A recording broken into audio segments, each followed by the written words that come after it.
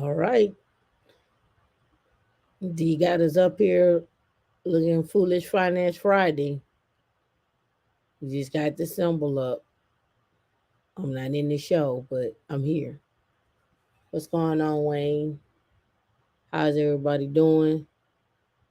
What's going on with everyone? Welcome to Foolish Finance Fridays. I'm your guest, Mr. Roy. Um, and we got some topics to discuss this week. What's going on, Wayne? D, what's going on?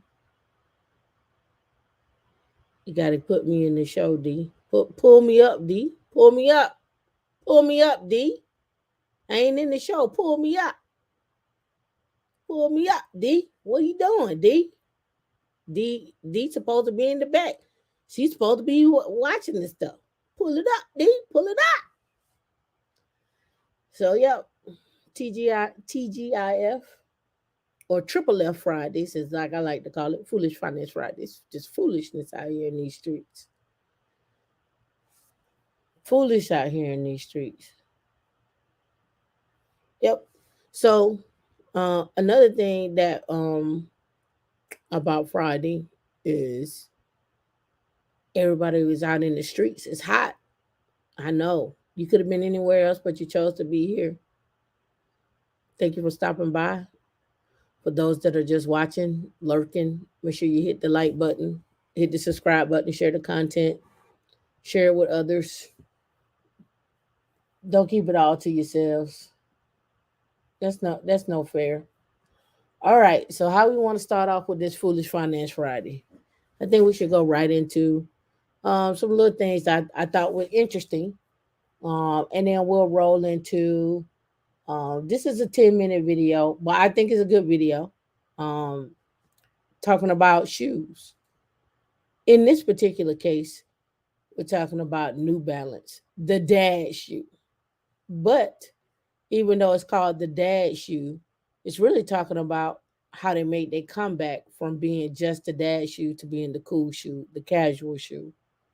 How they rebranded themselves, how they remarket themselves, how they took themselves from what they were, because we know a lot of people who got the dad shoe, the khakis, and they talk about it in the video, the khaki and and the New Balance shoe, the dad shoe, which you see the men on Saturdays cutting the grass as you stroll the neighborhood. They got on their New Balances and their blue jeans.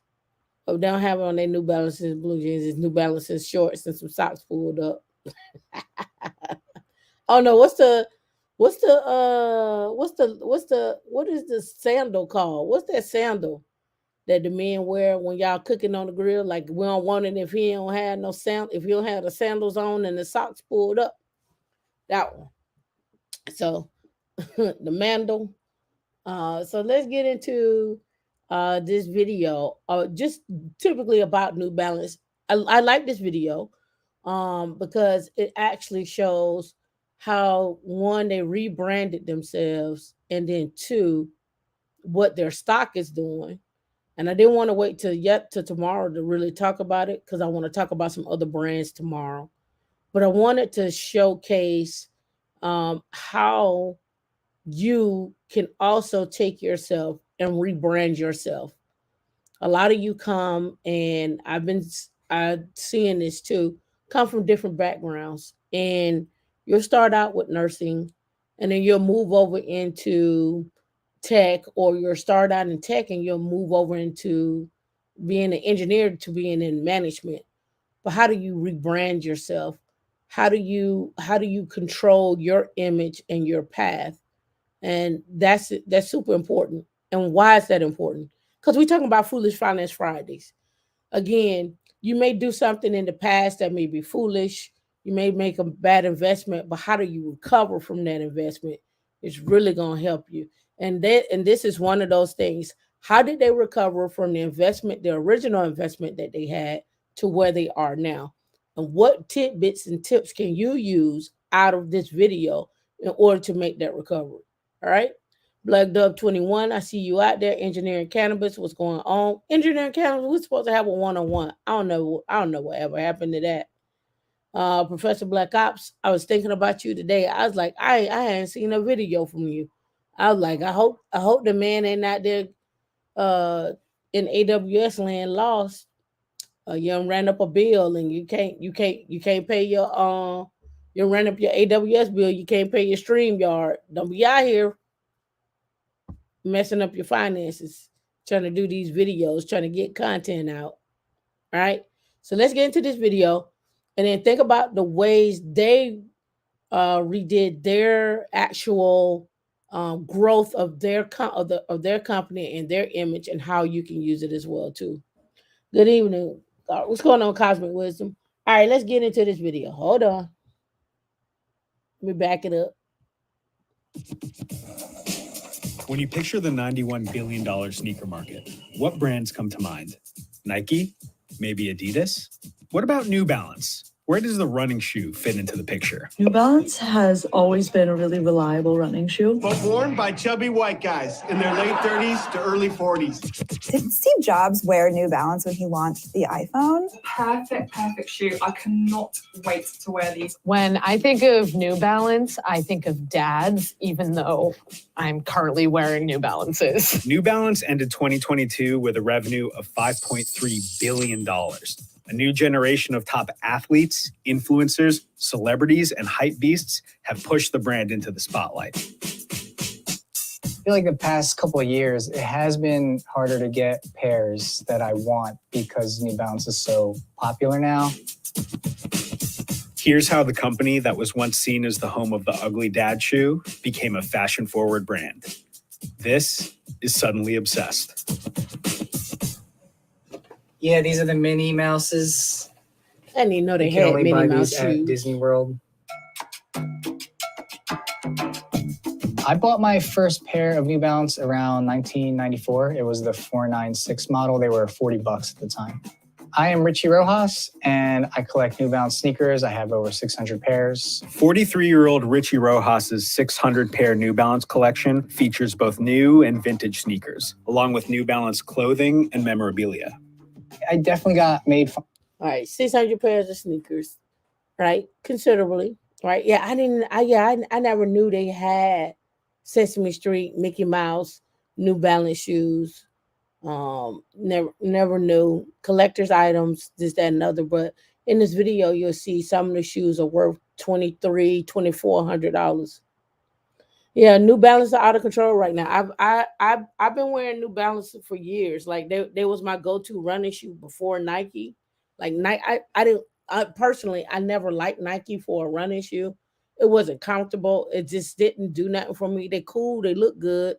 But have you ever tried to walk in some Air Force Ones for a very long distance? The things hurt, right? So I don't know. New Balance was my thing. I'm a Brooks person. When I go out and I'm stepping out and about, people are like, "Oh my God, you got on Brooks?" Yeah, we like Brooks. Yeah, Brooks is the thing, right? Brooks is the thing. So, it is what it is, right? Uh, when I look at New Balance, right, and give you my own personal thought about New Balance, I think New Balance is that middle class fit, right? If your mom didn't have a lot of money, but she could get you some shoes, you got you some New Balances before the Nikes. If she had money to get Nikes, she'd get you some Nikes, right? But I think we're at this, and this is the videos I've been watching and stuff like that. We're back in the 90s again. The 90s is back. Um, and from reading through different articles, they're like Gen Z loves the 90s.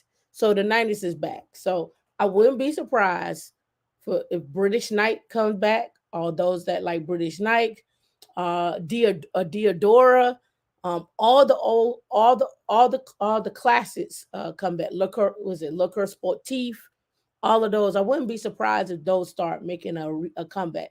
So don't go throw away all your shoes. Keep your shoes because the 90s is back.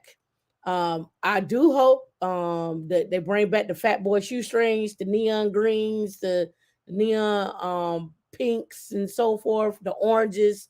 That was my era. Adidas is never really faded. Adidas has always been there. Adidas is steady. Adidas is steady. New Balance had to rebrand their image, or they were gonna die. They were gonna die. Because nobody really like went to the store and like, oh, let me get a pair of New Balance. But New Balance and again, people like, if you like me, I like color. I like flair in my shoes. Like, I don't want to get a pair of just black shoes. Let it be black and a yellow, or black, green, and something else, right? I like colors in my shoes. When it comes to that. So, when we're looking at New Balance and how they got rebranded their image, they're projected to be worth, they say 10 billion in the next 2 years or so. I think maybe 5. But I'm expecting New Balance to be worth more than that. One, because of this video.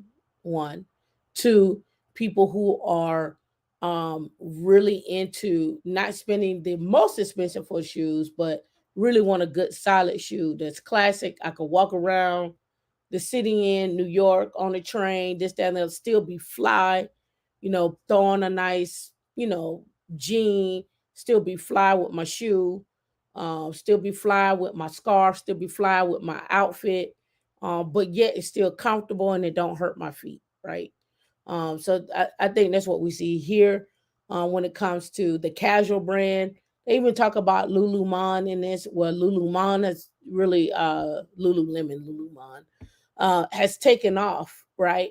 From just being that that active wear to being active casual. Like, people really want to be active casual but fly, right? I don't be active casual and fly. I want to throw on my sunglasses.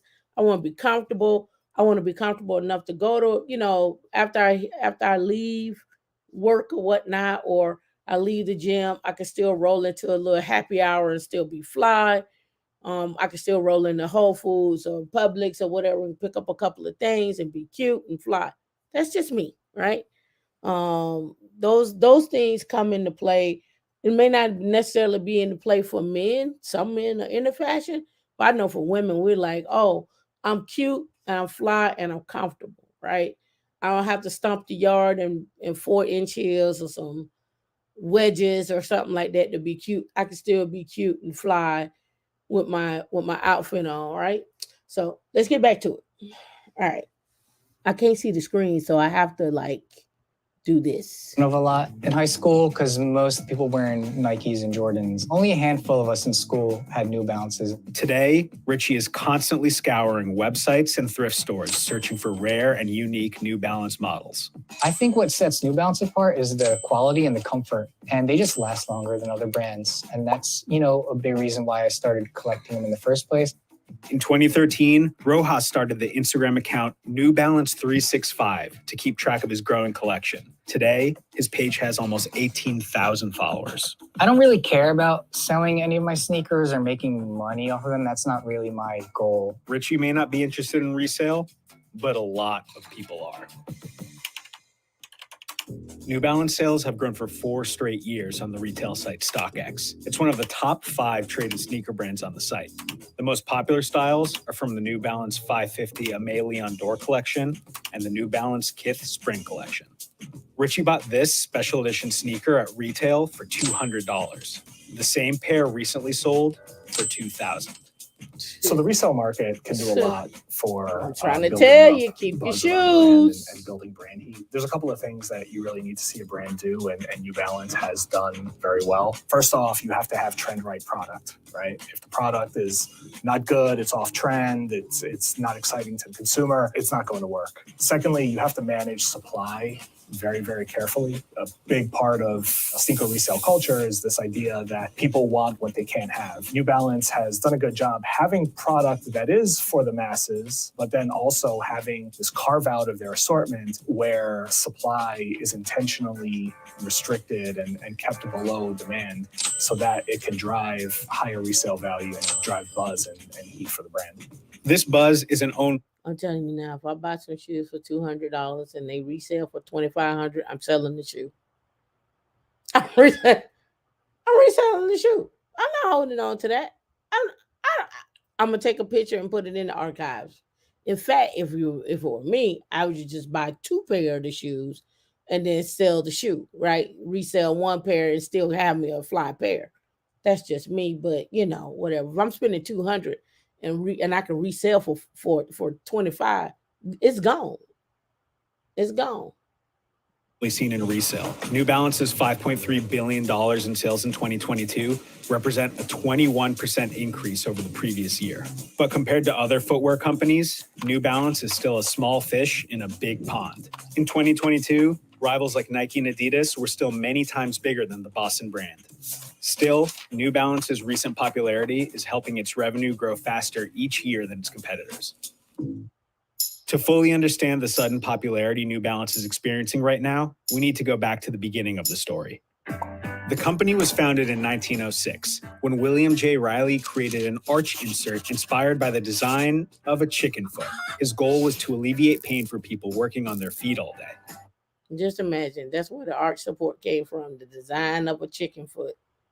You've been walking around here with a chicken foot arch. Didn't even know it. There you go. The arch inserts turned into a full shoe in 1938 when the brand created its first New Balance running shoe. In 1941, New Balance began selling shoes for other sports like tennis, boxing, and baseball. New Balance was a top running shoe option all the way through the 1970s, the same decade that the iconic N logo was added to its line of products. But competition was on the horizon. I'd say in the 80s and 90s, that was when you saw the emergence and really the ascendance of Nike that made things difficult for New Balance and other participants in the marketplace.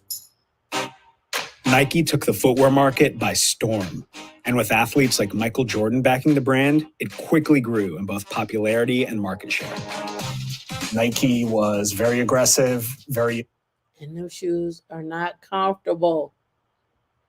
Have you tried those shoes on?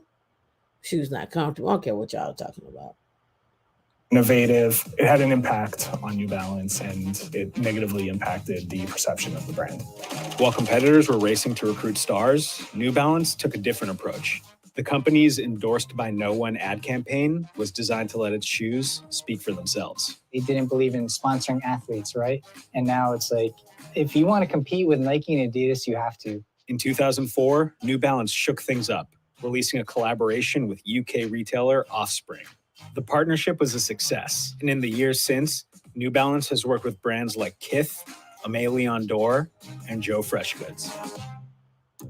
These collabs have helped give New Balance a cool factor that has taken its reputation from this. I don't think New Balances are that cool. They are pretty basic to me. They don't really stand out from the crowd.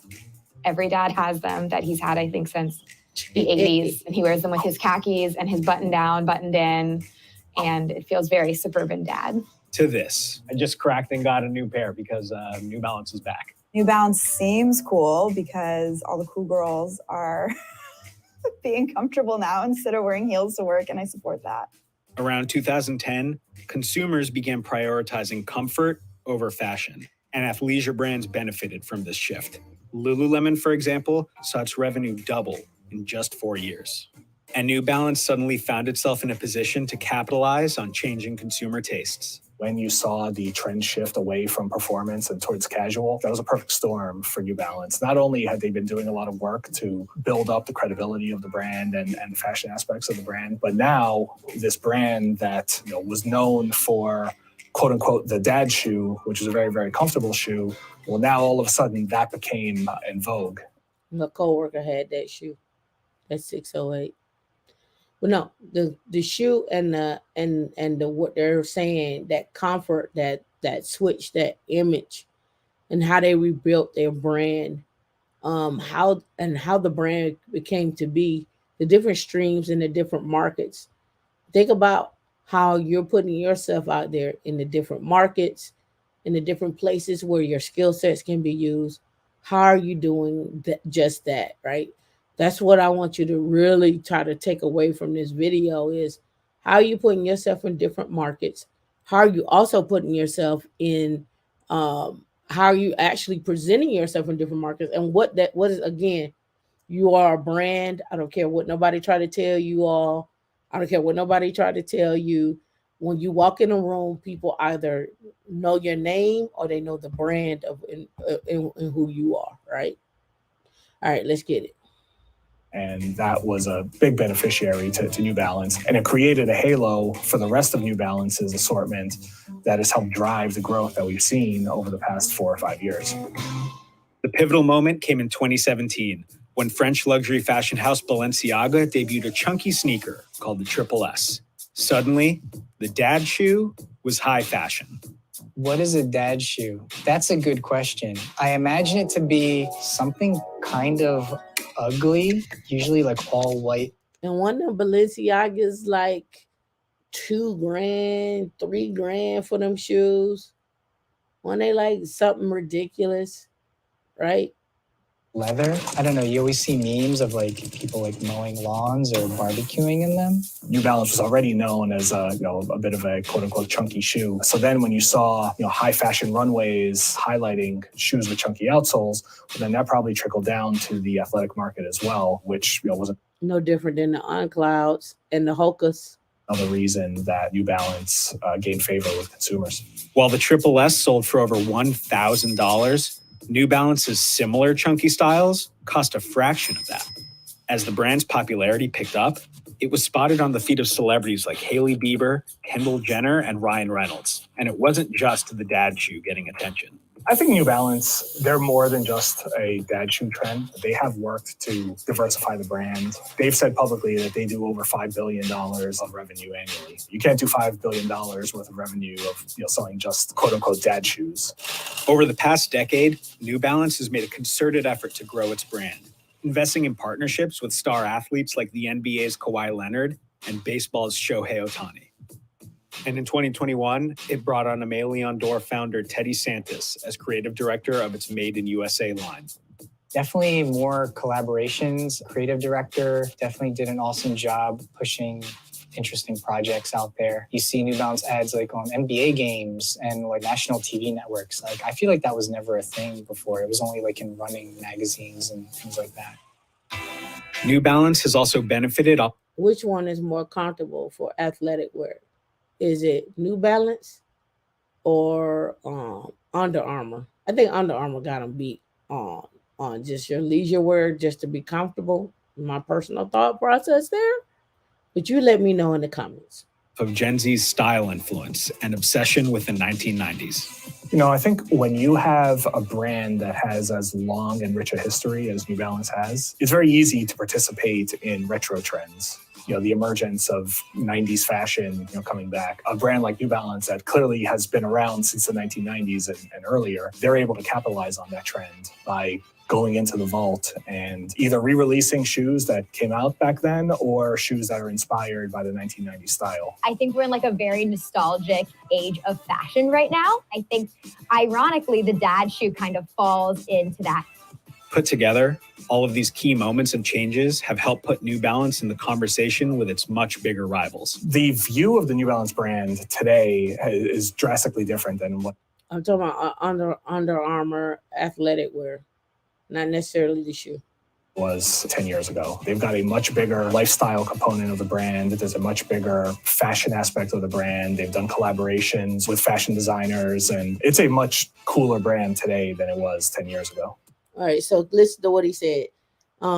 They had to go back to the drawing board. They had to hire somebody else to come in and be like, channeling his inner spirit of getting new flavors out there, new colors, so forth and so on. Then they also had to do collaboration. So, how does that apply to you? Who you collab with, when I say collab, I mean like maybe you find a study partner, maybe you get a mentor, maybe you find someone that can help guide you through tech or what have you. What I'm simply saying is this, is that you together, the two people, the both of you together should be supporting each other, should also be guiding each other into new realms. Like if you know somebody that do blockchain, but you don't collab with them or try to understand this, that, and the other. Try to find out what they're interested in, what companies they're applying for, what companies they're talking to, what's the interview process. Not to say that you need to know those things in terms of like you're going after that work, but it just give you some insight because you never know. They may go in, that person may be interviewing for a blockchain job and they may be like, well, you know anybody else like you? They got these set of skills. And then next thing you know, excuse me, you're interviewing with that person or you're interviewing at the same company that person was at. So it's just little different nuances when we talk about collaboration, branding, how to put yourself out there. What does that look like?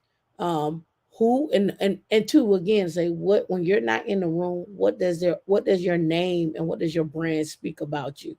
All right, let's get back to it. We're almost done. I think New Balance is a brand that's building itself for a long-term future and not just coasting on a trend. And New Balance appears to be on the right track. CEO Joe Preston has said the company could hit $10 billion in sales over the next few years. But no matter what happens, longtime fans like Richie will continue to support New Balance. At the end of the day, New Balance will always hold on to its roots as a running brand. They will never abandon that. I always thought that was like cool and different, kind of nerdy in a way, you know, and nerdy also begins with N. That's kind of why I liked it in the first place. So for me, New Balance will always be in style. See, there's the one with OnCloud. I'm going to cover that one tomorrow. We'll cover OnCloud tomorrow. We are going to go get it. Are y'all going to go get it? So let's stop playing that because that's not what we're doing. All right. So now we've seen that, right? You've seen how they was able to actually make a comeback on their brand. What does it look like now? Now the question is, how are you going to rebrand yourself? How are you going to put yourself out there? What does it look like for others when they speak your name and you're not even in the room? What does that look like? I'm trying to pull up my notes here as well, too.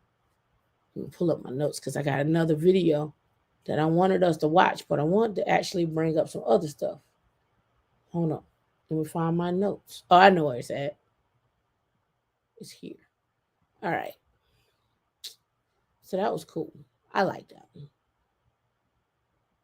All right, let's talk about this. This is for the Gen Zers out there. We know some of y'all are out there that are Gen Zers. For the young members of Generation Z, unemployment can be a blast. Susie Welch explores the mindset of young workers in a Wall Street Journal op-ed. She joins us now. Susie. So Gen Z said it's okay to be unemployed. But they also say it's called Funemployment, right?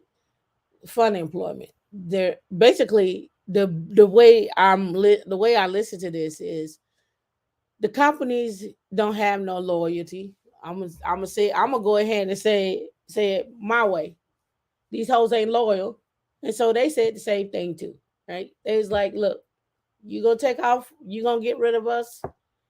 I might as well just get rid of you before you get rid of me. Thank you for this unemployment. I'm gonna take this time off. I'm gonna live within that little budget, and we're gonna keep it moving. That's what I got out of this. You tell me what you got out of this. And Gen Z, drop in the chat or comment after the replay and let me know if this is true. Right? Let me know if this is true. It's called Funemployment. It's called Fun Unemployment is what it's called.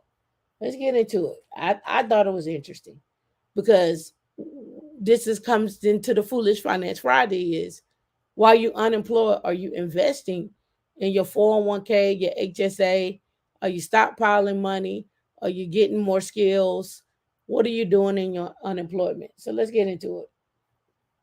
Your Funemployment. He is an NYU Stern School of Business Management practice professor, Brunswick Group senior advisor, and CNBC contributor. Susie, great to see you. So explain how you encountered this concept of funemployment. It happened in a typical class. I was teaching my MBA students, and one student was talking about what she would do after graduation. And she said, well, I don't have anything just yet, but I'm just going to do some fun employment.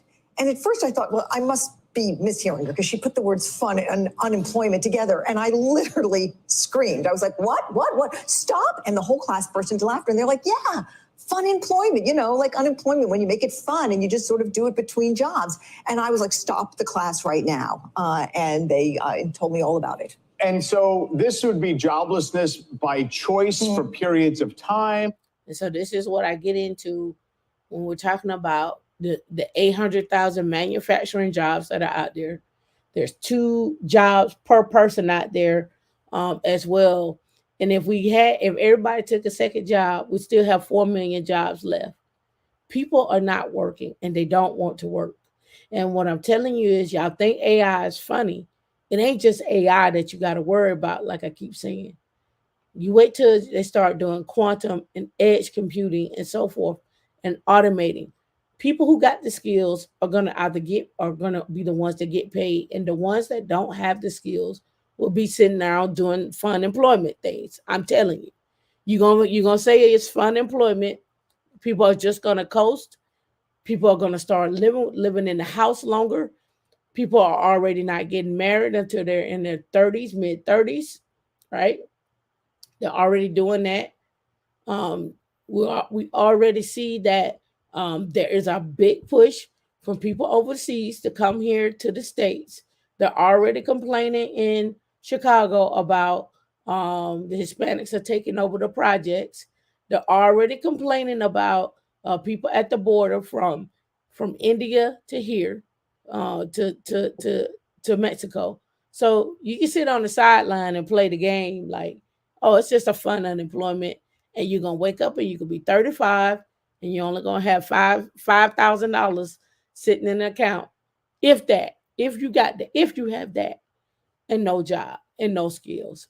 So Evelyn, you say, how do you invest? Well, you do invest if you got unemployment, you still get a weekly check. You may only put in $5, but you can still invest, right? Right. So again, you can sit on the sideline and think it's a joke. Well, I'm just trying to tell you, it's people coming over here, and it's people that are here already. They're going to capitalize off of you sitting around on the sideline. And I'm just letting you know, either you're going to get in the game or you're going to get out. But don't be halfway in the game and then halfway out, right? You got to use your skill sets and make them work for you, right? Don't be foolish with your finances on Fridays. And don't be foolish with your finances on a monthly basis. Get yourself together and let's get it. Says we're not going to have a currency at all by that time. Maybe not. I don't think the digital dollar is going to take off like they think it will. I'm gonna tell you why. The baby boomers are still here. The baby boomers don't care nothing about no digital dollar. They don't care nothing about their money being digitized. They're still the number one consumers of single family households because they're downsizing. They're outbidding the Gen Zers. They're bidding the millennials. They got more money and more wealth. Baby boomers are still here. They haven't left. So they don't want to hear nothing about no digital dollar. They could care less about what you're talking about on the digital dollar. Now, in some aspects, that's going to take off for the younger markets. I give it some time. You haven't heard anything else about the Fed. Was it Fed now? That plan from what I hear, got squashed.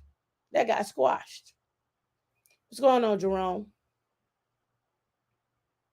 You said you made the announcement in Slack. Yep, I say congratulations. I just started today as a system admin working in an AWS Linux environment. Yep, I told you the path. You're gonna have to have a cloud. Pick a cloud. You're gonna have to have some Linux. You're gonna have to have some security. I didn't lie to you. Everything I've been telling you is the truth. I don't lie to you here. I'm just telling you how to make the money. Now, a lot of people say, oh, you're just trying to teach people how to work for somebody. I'm just trying to teach you what I know in terms of steady income and then make your investments from there. Now, when we start talking about investments, that's a whole nother story. That's a whole nother show, right? It's a whole nother show. But here, Fully Financed Fridays, Tech Stocks and Jobs, Howie Lennox, I'm just showing you where the money is at, where the bag is at, where they're investing at.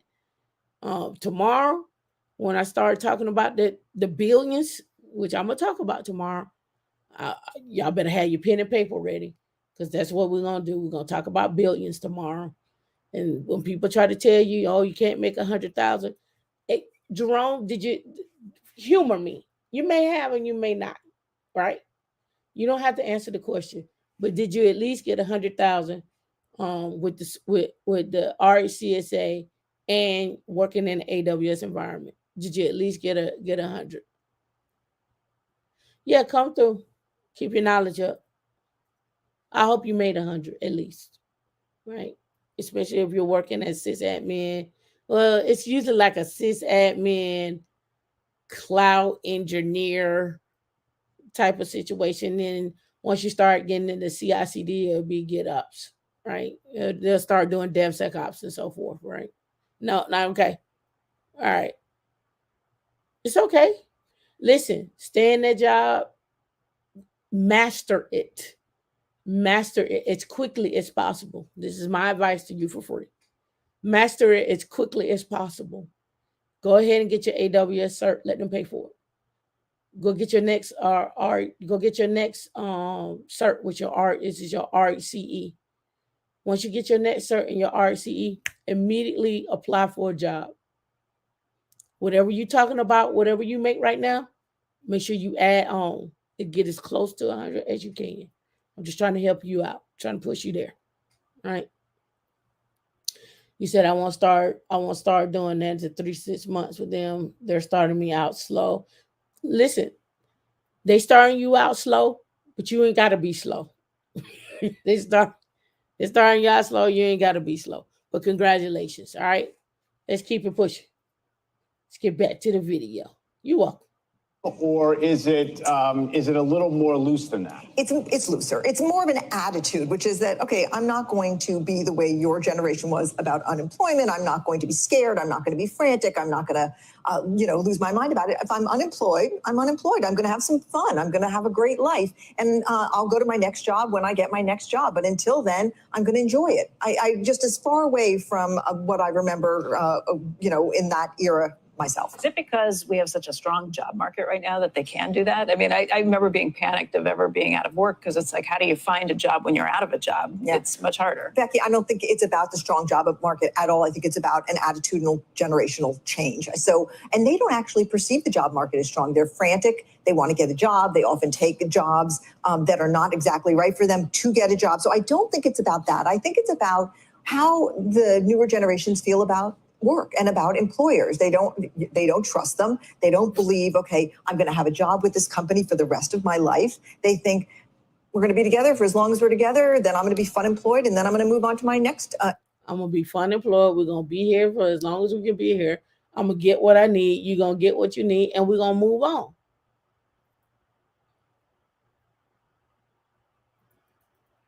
That's it.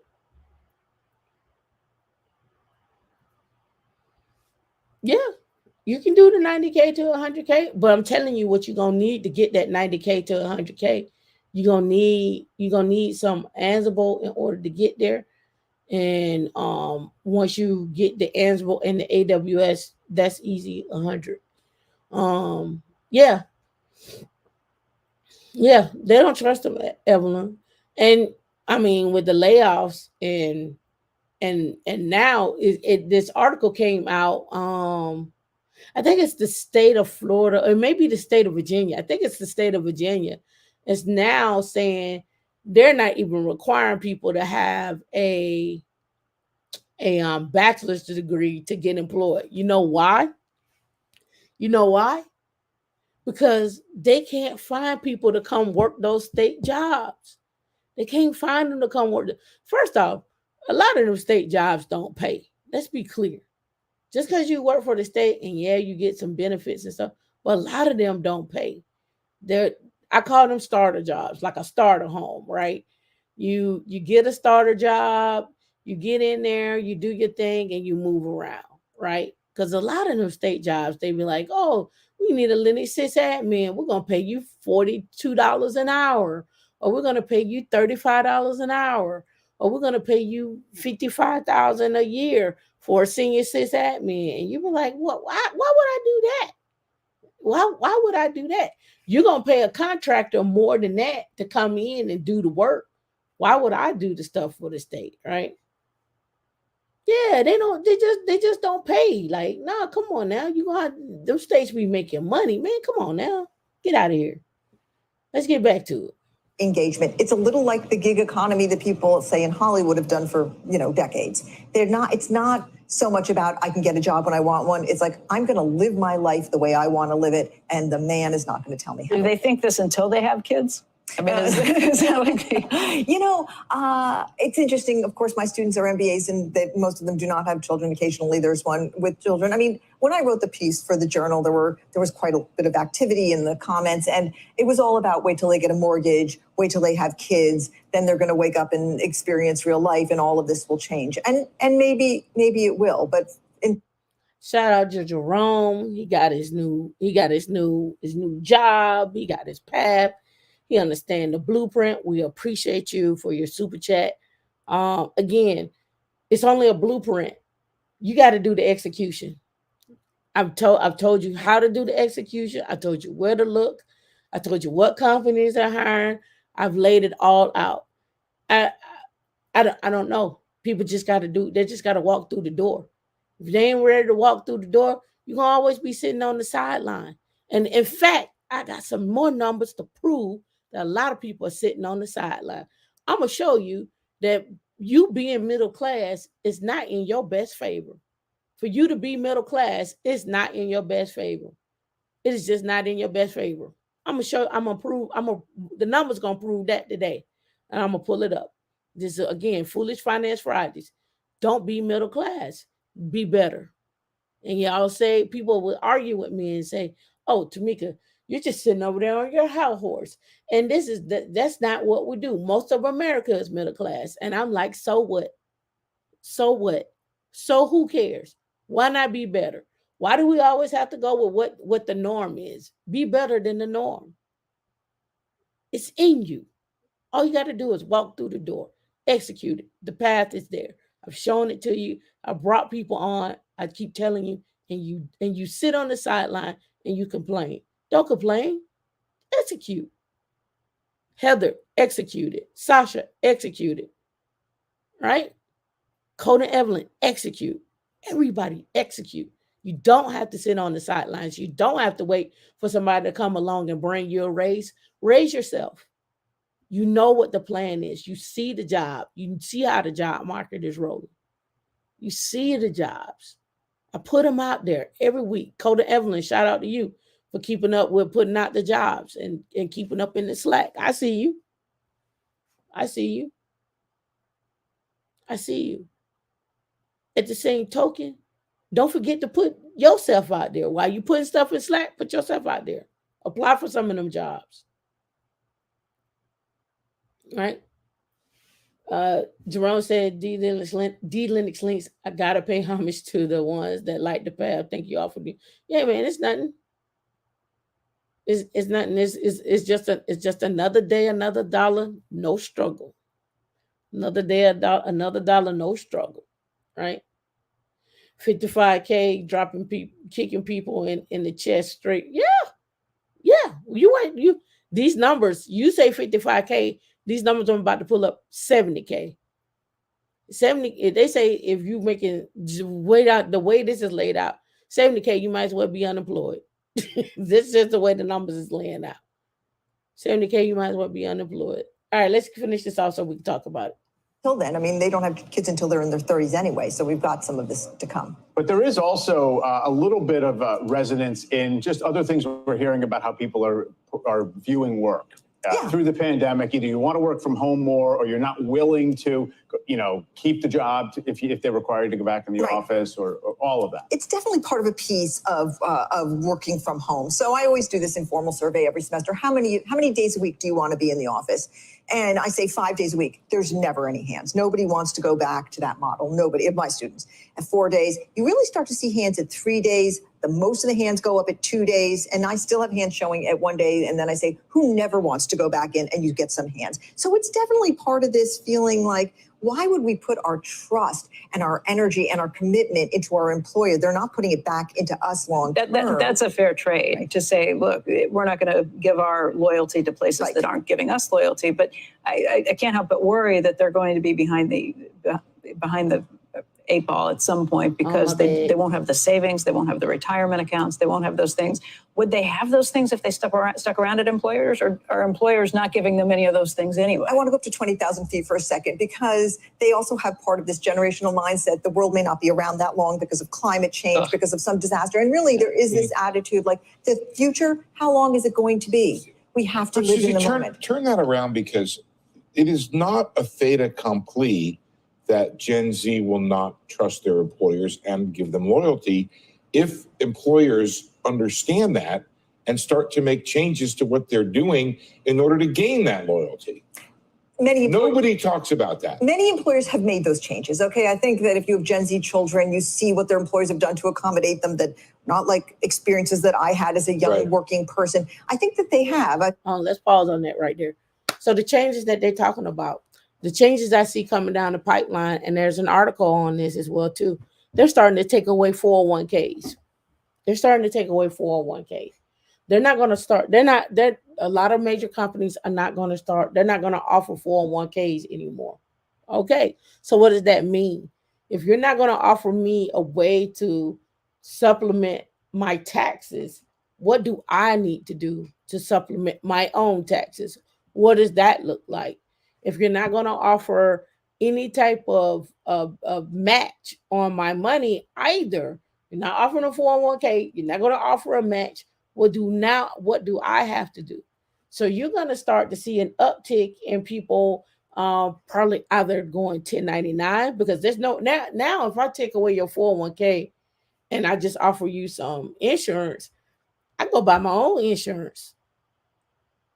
I can go buy my own insurance. But some companies don't even fund a 401k, much less take it away, right? So I could go fund my own insurance. I don't need your 401k and your insurance. So we might as well just be permanent contractors.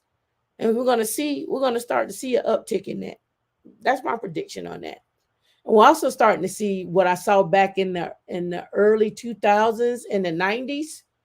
People are going back now and they're like, hey, we'll hire you on a contract basis for 3 to 6 months or for 90 days, and then we'll roll you over into permanent employment. I'm starting to see a lot of uptick in that as well too. We'll bring you in, we'll test you out, we'll see if we like you. And then if we don't like you, or the project goes away or whatever, so those 90 days or those 3 to 6 months, I don't have to pay you 401k. I don't have to pay you insurance. I don't have to do none of that. So now the question is, I have for you all, what's your rate? What's your rate? Because you got to factor in, you need insurance for yourself during them 6 months. You need to factor in, you need to invest into your 401k. Those are things that you have to think about. So you got to come up with your rate. You got to come up with your rate. What does that look like for you? And how long are you willing to play that game? And do you save to yourself? And this is something else. This is what insurance companies are going to start to play their hand. Insurance companies start to play their hand where they're going to say, well, you can come to us and we'll set you up with a disability, life insurance, and a SEP IRA where you can then use your money to do whatever you want to, because now you're an entity and now you're a business. So here's where the insurance companies are going to get rich. Not a bad thing. Not a good thing either. I'm just pointing out to you what I see and what the trend is happening. The layoffs weren't just layoffs. And a lot of people are pushing people back into the office. Oh, we need for you to be on site, hybrid,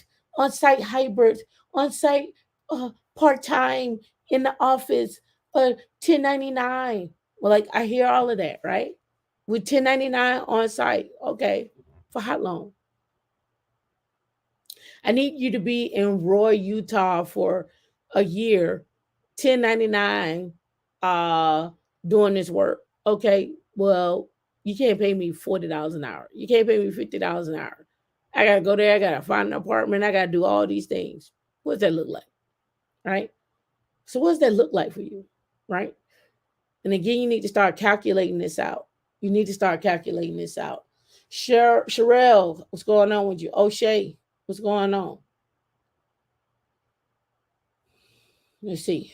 Let's see. How about we just use the middlemen, these middlemen, get these middlemen out of our pockets. I'm just trying to tell you what this is looking like.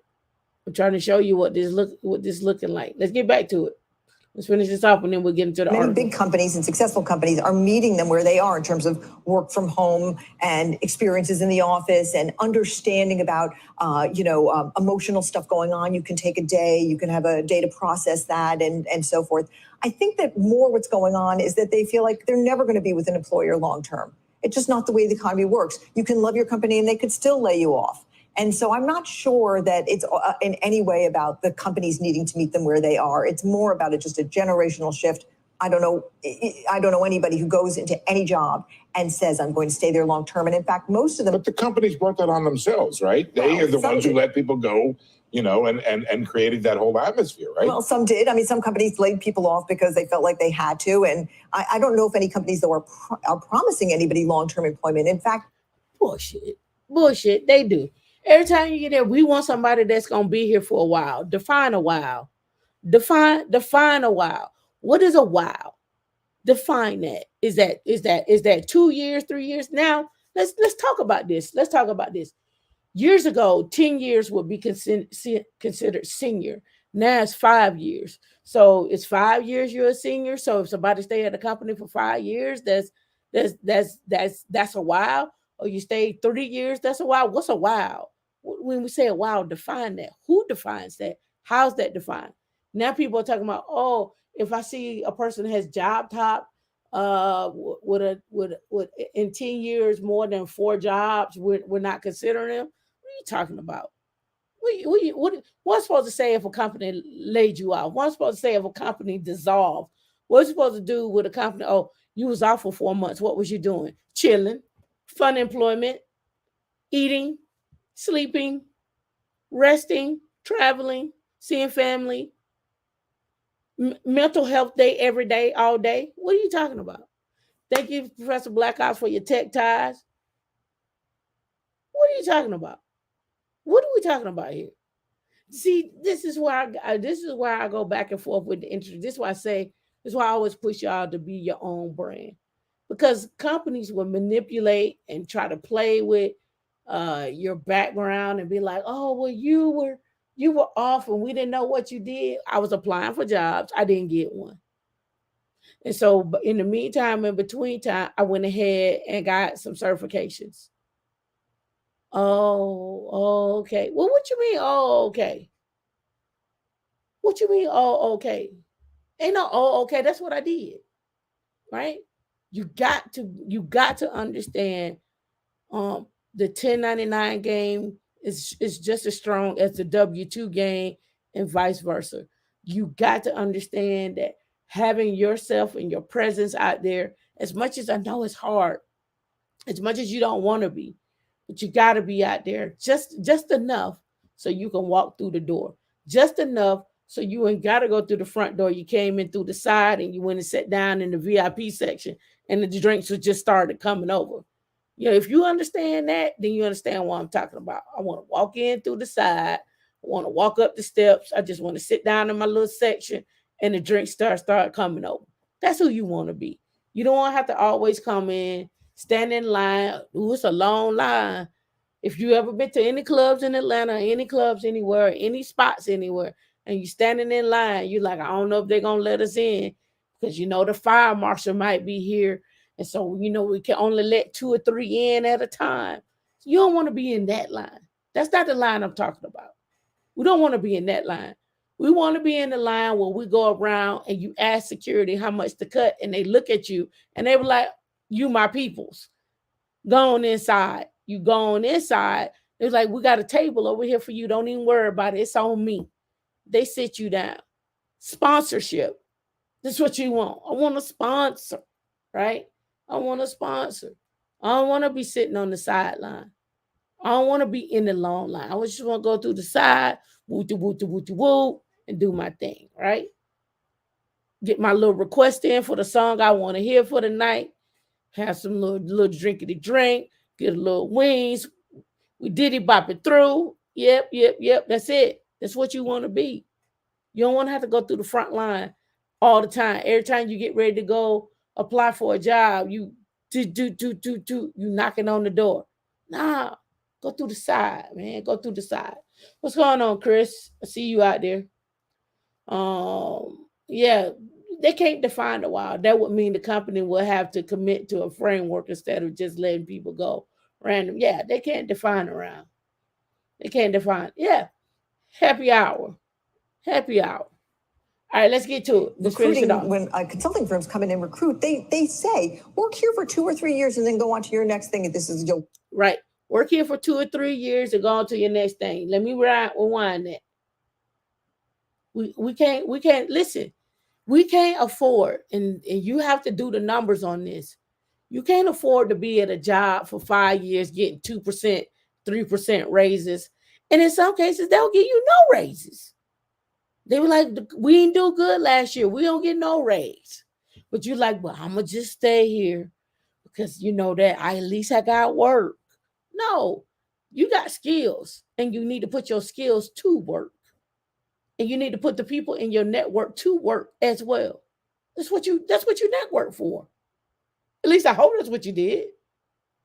Let's finish this off. Let's let her repeat what she just said. And recruit, they say, work here for 2 or 3 years and then go on to your next thing. And this is, you'll do a lot of learning. You'll have a great credential. We don't expect you to stay here forever. They're saying it right out. Right. But that's not what Luigi Zingales of the University. University. What was sold to us growing up. They stay there 15, 20 years. Nah, we can't do that. We can't afford that. No 15, 20 years. Nah. You be there 15, 20 years, you've been missed out on so much money. The raises don't even hit not inflation. The raises don't even hit the price of eggs. You get a raise and then you like, oh, maybe I can go buy me some fresh farm raised grade A eggs, some brown ones. Nah. You need to go and stick with what you've been doing. You can't come up. Ain't no come up. All right, so here's the article. What it really costs to be middle class. Is being middle class worth it? You be the judge. But here's what the numbers say about how close to some in the middle class are to the poverty line. And I'm just going to skip the whole reading of this article and show you the numbers. Let's just jump down here to the numbers. I'm not going to read all that. Let's talk about these numbers here. All right. Blow it up a little bit more. Here we go. Starting salary of $70,000, family living in poverty $30,000, a difference of $40,000. DB Darrell, what's going on? Thank you for dropping the $20 spot on the Foolish Finance Fridays. You say you was about to fumble the bag, but watching Foolish Finance Friday instead. Don't do it. Don't do it. Come on in and sit down and get your drink on. In fact, I'm gonna send the waitress over and get you some wings instead. It's on me. All right. So starting salary $70,000, and families living in poverty $30,000. But look at how much tax holdings that you get. So when I was telling y'all 100K is like that's fine. I'm really pushing you to 200K, so you can have that 100K. Because look at this. You're getting $8,000 in tax withholdings off the rip. So that's really more like 62,000, 61,000, give or take, right? So then they show you the difference here. Then Medicare come in and hit you up another 1,000. And then here come good old Social Security. The Social Security fund, the trust fund, the Social Security trust fund that might not be there when you go to retire. They're going to hit you up, right? So here we go. We're going to say 8, 1,000, that's 9, and we're going to say 4,500. So that's about 13,000 right there, right? That's about 13,000 right there. Then you don't get over here, you don't get anything as far as a EIC tax credit to qualifying children. Now, this is families living at the poverty line. But here, look at this. They got your groceries at $9,000. Your health care at $6,500. Your student loans roughly about $5,000. For total expenses for the year, $36,000. This person or these folks here living at the poverty line of $1,000. Look at the difference in the remaining salary. $6,000. That's not a lot. I look at it on Instagram. I check it out. Look at it. $6,000. It's not a lot. And the only thing that brought it just to $6,000 was really this earned tax credit right here was really the great saving grace right there. So really it's doing you no good to be at $70,000. It's not helping you. And I'm gonna go ahead and throw it on out there. Being at 100 ain't helping you. Shoot me, sue me. It's okay. You ain't gotta like me. It's all right. But what I'm trying to tell you is, when we're looking at this, not just inflation, the cities, the way things are being constructed now, you can't afford to sit on the sideline. You can't afford to be just okay. You can't afford to be, oh, I'm out here making it. Wayne, shout out for the $5 for the Instagram super chat. I didn't call it out. Well, I call it out now. Don't be on the sidelines, folks. But let's get back into the article. I want to show you that. I want to show you the numbers first. Let's go into the article now. All right. Some people think middle class and picture a big house with a white picket fence and a healthy bank account. Don't know what that means.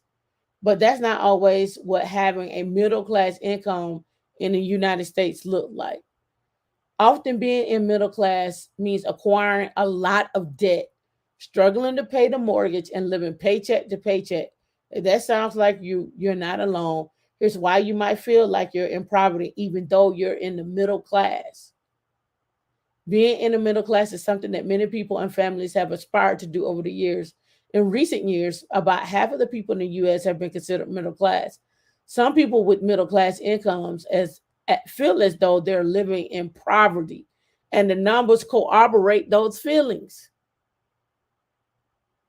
The numbers don't lie, right? Data show that many middle class families can't make ends meet or afford necessities in some cases.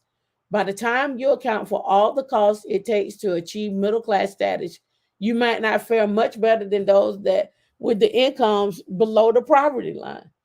Basically, y'all just you're one paycheck away from having a rainy day, basically.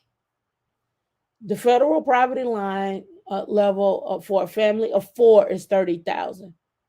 According to the U.S. Census Bureau data, the median middle class income was $70,000. With a difference of $41,000, you might expect middle class families to have much easier time affording basic necessities. Unfortunately, due to high cost of living, many families who are considered to be middle class feel like they're essentially living in poverty. And the numbers have shown that, right? Your numbers have shown that. It just, the family pocket is about $6,000 more than what the person is, or the family that's living at the poverty line. That's gotta, you know how embarrassing that you gotta feel like that. Like you're like, I get up, I go to work, I do all of this, I don't get no aid, I don't get no assistance, I can't get this, I can't get that, and I'm only making $6,000 more, and that $6,000 we didn't include somebody had an emergency fund set up or investing. I ain't seen none of that. I ain't seen no 401k and none of that. We ain't got into all of that. You may got you may have $1,000 for an emergency fund, and that's it. Why is the middle class struggling? Out-of-pocket expenses for the middle class are usually much higher than expenses for families with incomes below the poverty line. For one thing, the families with higher incomes tend to pay more income taxes. That's because your tax rate is tied to your, and this is where you got to figure out what state y'all gonna be in. So you don't have to pay the state income tax. A lot of y'all love that DMV. You love being in Cali. You love where them high income taxes at. And then you get knocked upside the head with a shoe. And then you're like, oh, I'm up out of here. Right? Tax withholdings can add up to $900 a month for an individual making $70,000, while people making $30,000 can pay less than $400 in income taxes. Now, this is just again an overview. They talk about low income assistance programs, and how that helps out middle class expenses. And then here's the thing. I just want to bring this to your light, because some of you out there are like, everybody can't make it to 100K, but from the sounds of it, and the article came out last year, people, and it might have been last year or this year, people are struggling at 100K, living paycheck to paycheck, even 200K paycheck to paycheck. All we're simply saying is you need to make some more money, but you need to be wise in how you make that money and put it in and invest. Yep, the Federal Reserve keep printing, right? There are some advantages, right, in the middle class. It says the 6,000 more than the middle class pot can make a difference. For example, 6,000 emergency savings can help middle class family cover large expenses such as vehicle repair. And an additional 6,000 or more per year can also improve daily living. For example, the extra money could mean middle class family can afford a rent or a mortgage payment $500 higher than the family living in poverty line. Higher income levels associated with middle class can also make it easier for families to get approved for mortgage loans and car loans. We got to talk about that. Here we go. The HSA, the FSA, your 401k. It says family and middle class income can also benefit from making some of the following money saving financial choices that families living in poverty can't, right? You can get an HSA. Anybody should be able to get an HSA, not the FSA. The 401k, the IRA, make large payments that can result in big discounts when buying groceries and so forth. Purchase newer vehicles that require less frequent repairs. Pay more bills on time, which can prevent late fees, reconnection fees, and negative impacts and so forth, right? And then they go into the average earnings and they talk about where this came from and so forth, right? But I just wanted to bring this to you to show you that you really ain't that much different out there. It really ain't that much different, right? All right, so let's get to the meat and potatoes of some things I wanted to really, really talk about. Oh, yeah, I forgot. I don't have it up in the window. So making more money makes it easier for one to get deeper in debt. It could be if you don't have discipline. It could. It could very well. All right. Let's talk about your boy. We're going to lead into some petty tea. Now we're just going to dive in. All right, we're going to dive into some petty tea. Cash App founder. Let's talk about him.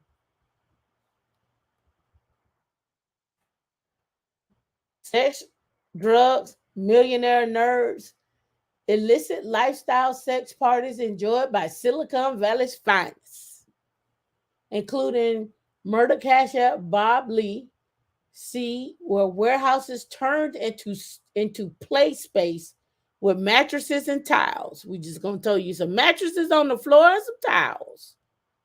Millionaire nerds. Everybody is like, don't nobody want to be with the nerds. Don't nobody want to do nothing with them. Don't nobody want them to marry them. Here we go. Here we go. Here we go. They said if I can't get it, I'll pay for it. This is what the article is talking about. I don't make it up. I just report the news. Silicon Valley tech moguls are attending free-spirited and exclusive sex and drug parties in their droves in California. In their droves. Sources claim that the lifestyle swinging scene is rife with experimentation of drugs and sexual openness, with high-profile tech moguls being treated like rock stars. Once the insider told the New York Post that the lifestyle is not uncommon among a certain sector of tech executives in the San Francisco Bay Area. Bob Lee, he was one of them. Right? Look at this. Look at the flyer. They got the flyer up. The erotic ball, that's one. Here we go. The lady, she was married to the plastic surgeon, but allegedly having a relationship with Lee. The prosecutors claimed that Momini killed Lee after quizzing him over suspected fleeing. According to inside sources, Lee is not the only high-profile tech tycoon to attend the parties, claiming they were held in a typical warehouse. They told the Post on the upper level was a play space with mattresses inside and towels outside. It was like going to a tech party, except that everyone took off their clothes and went upstairs for sex. There is a viewpoint that the geeks who had turned into millionaires now have something open to them, opportunity for sex and drugs in a way that had not been before. A lot of these tech folks were nerds. When there is money and access to power, it all goes together. And we've been saying that. I don't know why y'all try to be acting like I hear the nerds are just so, oh, they so innocent. He's so sweet. He's so charming. Nah. When they get to the bag, they're going to show you them true colors. Stop acting like they don't. And I'm trying to tell you, as a fellow nerd, we know. We see you. We see y'all out there. Y'all go from them dad jeans and them New Balances to be like, nah, I wear Balenciaga. Like Martin, I wear Balenciaga. Right? Some parties are invite only, which happen behind closed doors at lavish mansions and chateaus. Author Emily Chang reveals how the sex party usually get in full swing, starting with a cuddle puddle. What is a cuddle puddle? Who's cuddle puddling? What is the cuddle puddle? Let's talk about it. We talk today is foolish finance Fridays. You nerds are fumbling the bag.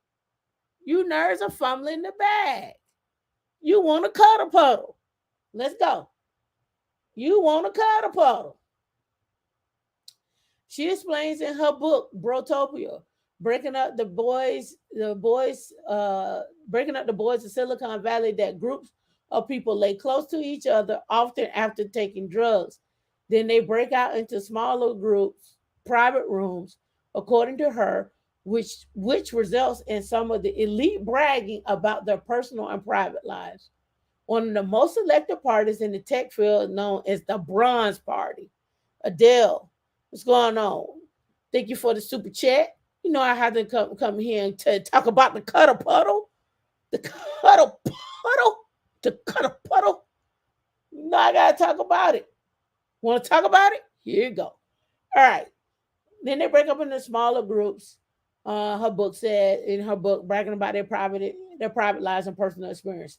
Once the most selective parties in the tech field is known for the Bronze Party, which rules for the voyeurs watching the activities to whisper or not talk at all. Parties are often themed and boast that they are the sexiest holiday event in the Bay Area with DJs. They advise the attendees to wear seductive lingerie and club wear, while another suggested erotic glamour.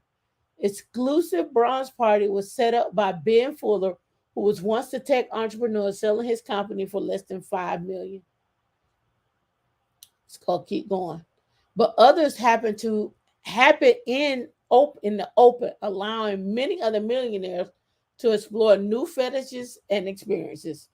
One San Francisco fetish club hosts parties for picky techies who have specific expectations that need to be met before attending. Ooh, y'all out here just doing oh God, awful things. I hope you ain't typing this up in your code. Those are the Caucasian nerds. The black nerds got that switch up game. No engineering cannabis. No, no. Y'all be coming down the chimney chute, sliding down the pole too. No. They can act their desire, not just the fantasy without money. Yep. The attendees may go there with another person and have other people watch them. There is a correlation between our true players and tech pushing out culture in San Francisco. We attract people from the tech world. Many of them you will have you submit pictures showing what you look like and who you are. Some are status based, aimed at high level individuals. Drugs are not allowed in the power exchange through powers, though the powers did confirm that some attendees will only attend if they're drug oriented. And he was found with a lot of stuff in his system. He added, some of them feel they need it and that things won't happen if the people are not on drugs. It is claimed that some of the attendees go with a mathematical approach, even applying a data-driven approach to the sexual relationships. One insider claims that engineers see engineering cannabis, they got a data approach to this. Your boys ain't playing. One insider claims that engineers look at the number of relationships that fail and wonder how they can be optimized, including having multiple sexual partners. They added that the approach is unique to Silicon Valley. If something fails X amount of times, let's optimize it by doing Y. There is an element of people applying data-driven approach to sexual relationships. It's not like they are partying continually. They microdose with mushrooms and ketamine and go on to, I guess, a choose retreat. I don't even know what that is. I don't even know how to say it. It's an intellectual approach to hard partying. It's normal Silicon Valley to experiment with drugs and sex. Going to sex parties is one of the many things they do. Look at the pictures. Those who attend these parties say there is no shame in doing drugs in that world. They added to the post. It makes sense because people think outside of the box there. They're still inventing the future. These people have the propensity to risk. Burning Man is part of the culture. You could be walking around naked and run into a coworker who is naked, and it would not be a big deal. A lot of people would do well in Silicon Valley experiment with all kinds of things. San Francisco, eat your heart out. D, shout out to San Francisco. Yeah. Another author opened up to the world of secret sex parties, writing that one organizer bragged of having a key member of iPhone development team in attendance. Laurie Siegel wrote her book Special Characters, My Adventures with Tech Titans and Misfits, that one who created our check-in software basically built Oracle. The insider also claims that sex parties also take in smaller homes, with one having porn in monitors on the hallway.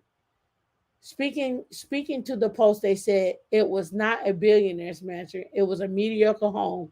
It felt kind of gross, kind of sketch, kind of sus, as y'all say. It was totally women and men from Silicon Valley. Don't D me. Shout out to San Fran. We see y'all out there. Sex, drugs, and rock and roll. All right. Foolish Finance Fridays. Foolishness. Foolishness. Utterly foolishness. Right? Hey, this is where we at. Let's talk about this one. Oh, we got some. No, I'm gonna keep you with your foolishness here. Let's go. Y'all ready? Put a 1 in the chat if you're ready. Put a 2 in the chat if you're not. Put a 1 in the chat if you're ready. Put a 2 in the chat if you're not. D says she ain't ready. Ooh, wait till I pull this one up. Summertime, having fun. Summertime, having fun. All right, let's go. What would you do to stay young? What would you do to stay young? Well, this particular tech billionaire is spending $2 million a year to look young, has decided to swap the blood of his 17-year-old son and his 70-year-old father. I can't make this up. I can't make this up. I can't make this up. Tech billionaire who spends $2 million a year to look young is now swapping blood with his 17-year-old son and 70-year-old father. I can't make this up. I knew this was gonna be a good Friday. Knew this was gonna be a good Friday. Petty tea. Let's get into it. Blow it up. Oh, let me sign in. Oh, Fortune, I gotta sign in. Oh, you're taking me under. Let me sign in. I may have to find it somewhere else. Let me see.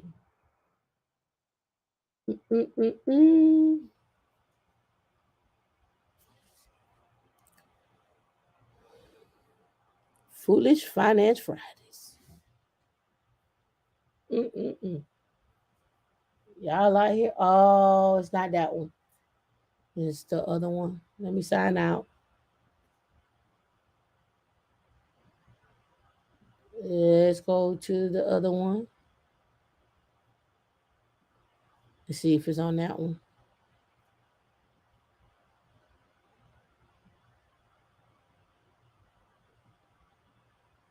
Yeah, it may not be there. I can't talk about him. It was on my tablet. Okay, let's see. No, it won't let me in. Let's go see if we can find him. The billionaire that's giving up his blood. Let's see, billionaire. Blood transfusion.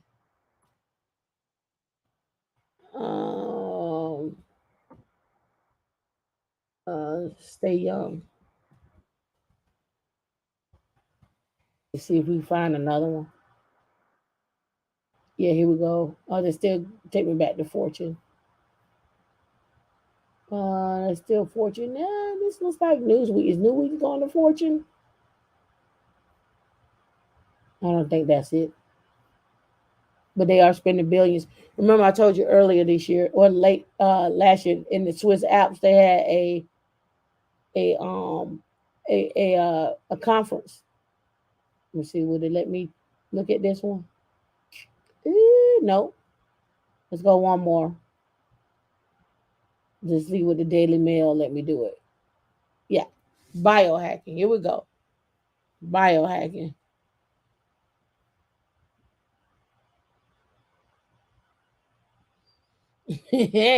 D.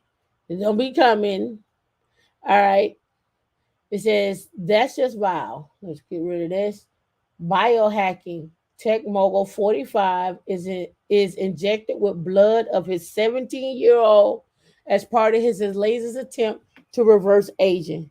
The eccentric mogul and anti-aging crusader received his young son's plasma. Brian Johnson has spent millions annually to bring his biological age down to 18. All right.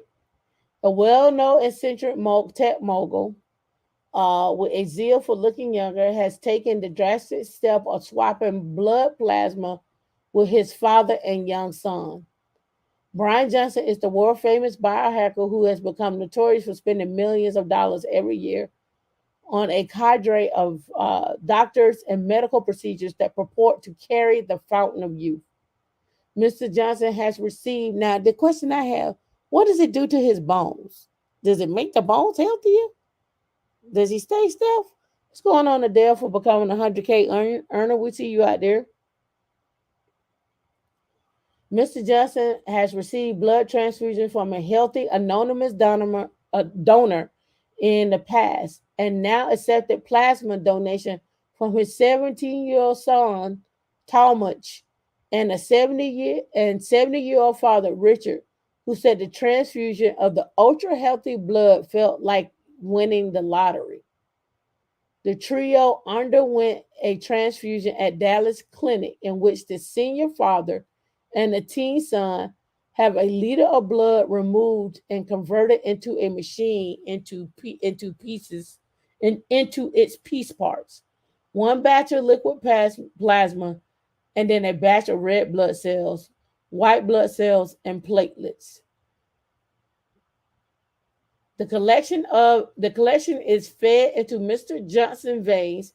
And when I think about this, I'm thinking about your folks from when we look at what's that show with the lady with the oh god, I just watched it the other day. What's the ones where they take over the world? She had the black jacket on.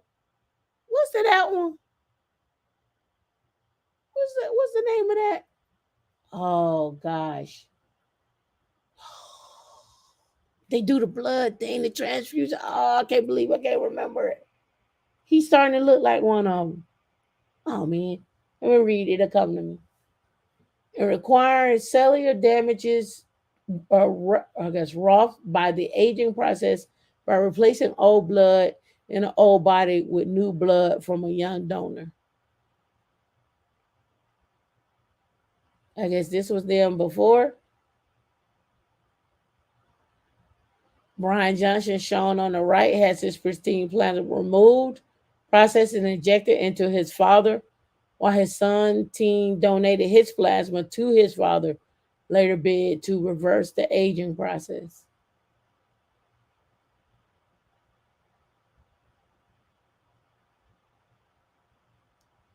Kind of creepy. Johnson, the American tech tycoon, worth nearly $500 million, has become a de facto poster child of, I guess, drastic measures to prevent age related decline. Johnson and his doctors claim that in 2 years he has reduced his overall biological age by more than 5 years, and now has his heart of a 37-year-old with the skin of a 28-year-old and the lung capacity of an 18-year-old. This is crazy.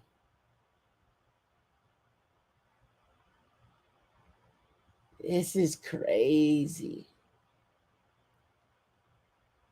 This is crazy. He had his pelvic blasted with electromagnetic pulses to improve his muscle tone in hard to reach places, and wears glasses that block out blue light for 2 hours before he goes to sleep at the same time every night. He claims to take in exactly 1977 calories a day, ensure that his body fat levels remain between 5 to 6%. Project Blueprint has helped Johnson's father, Richard, an attorney who has shaved off 50 pounds and helped sharper and more energetic. Johnson says his aim is to ensure that his brain, liver, kidneys, teeth, skin, hair, penis, and rectum are functioning as they were when he was 18. Look like swimming trunks. This is crazy. You give me your blood, and then I give you my blood. Who gonna get him some blood? Well, how you gonna stay longer? So he gonna have a kid soon to get the kid blood, and they just gonna keep the blood in the family.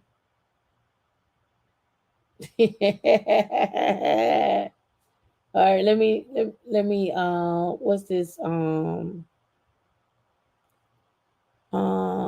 black coat um lady movie. What is that?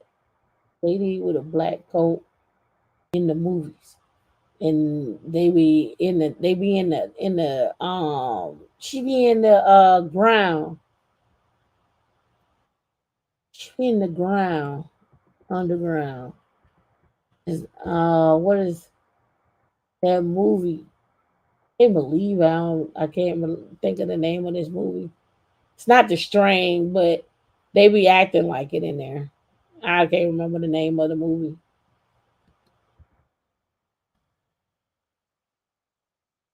I can't believe. And they had AI in it, and they were out here. She had got bit, but she don't change.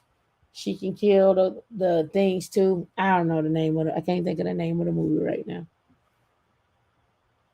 Yeah, so no to the mom. The mom don't get this. She don't get to stay around. He's gonna make some kids. Yeah, he gonna make some kids.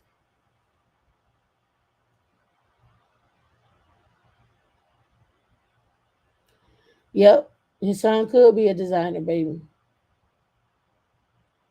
I'm just trying to let you see what's out here, what's crazy out here in these tech streets. Foolish finance. What people are doing, middle class. What's going on? All right. So the government's Resident Evil is what I was looking for. Jeez, I couldn't think of it. That's what they're doing. He building Resident Evil. Money stored up in apps like PayPal and Venmo could be at risk, the feds warn.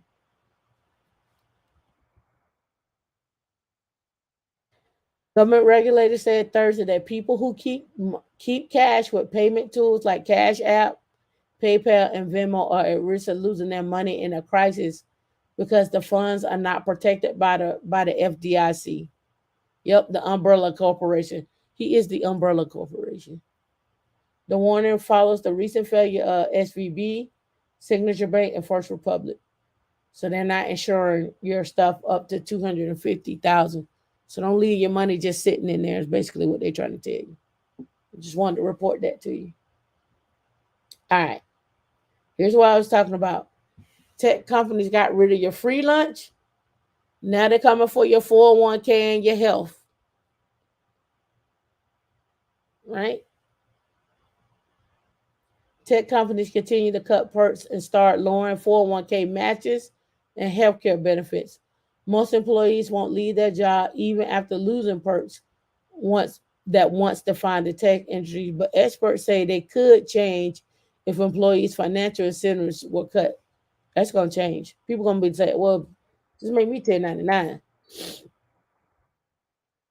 Tech companies have long touted lavish offers perks, on-site dry cleaning, ice cream bars, even paid egg freezing services to recruit top talent to keep them happy. Now that's changing. An economic slowdown has driven many companies to slash job benefits, triggering identity crisis among several tech workers.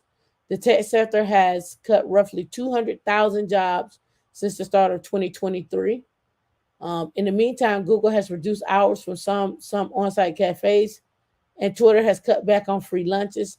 Meta employees said the company seemed to be paring back snacks and cereals in cafeterias after the Facebook owner had already canceled on-site laundry and its Lyft subsidy program. It's not just big tech companies either. Tech startups, venture funds opted to scale back on or scrap lavish holiday parties. In a new era of austerity, austerity, few perks are safe from cuts, and some may never return. Tech companies, in particular, are preparing for a prolonged period of slowing down. This is what I want to say.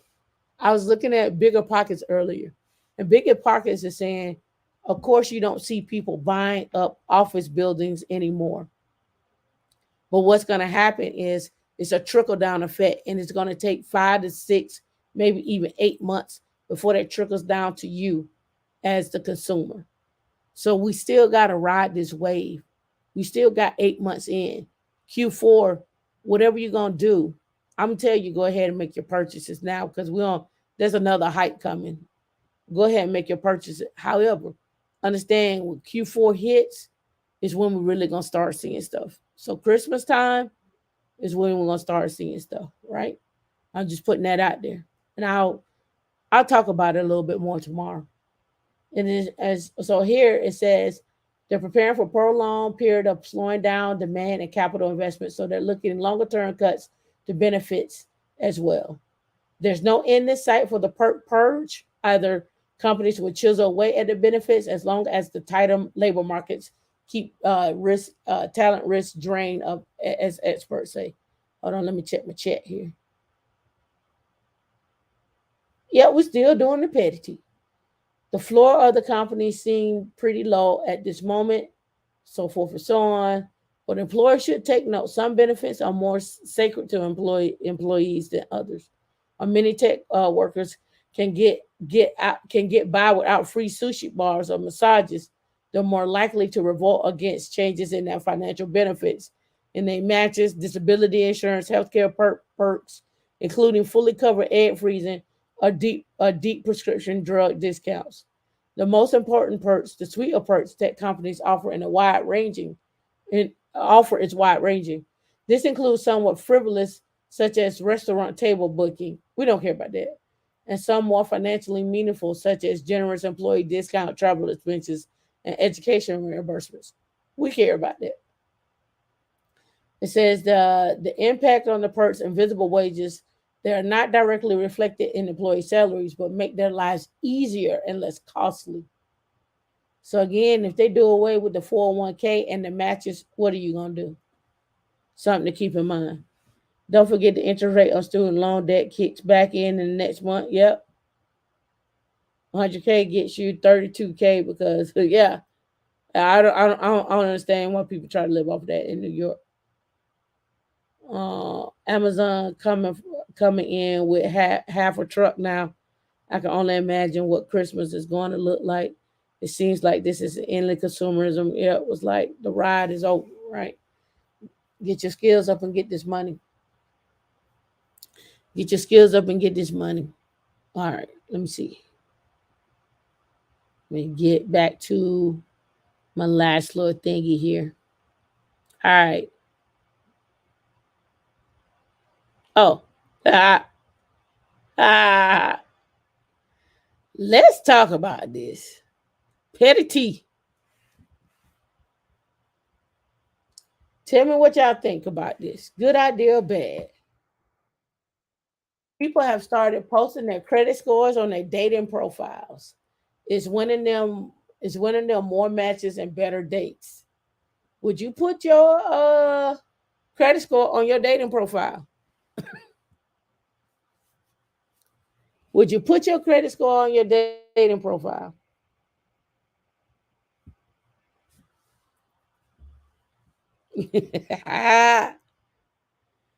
Are you putting your credit score on your dating profile?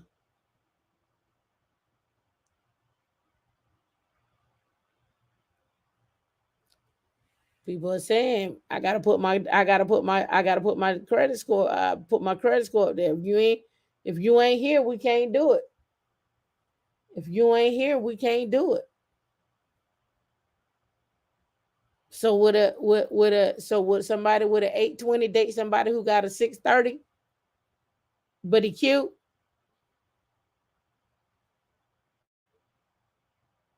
You got an 820, he got a 630. What if she got what if she got an 8? What if he got a 820 and you got a 630?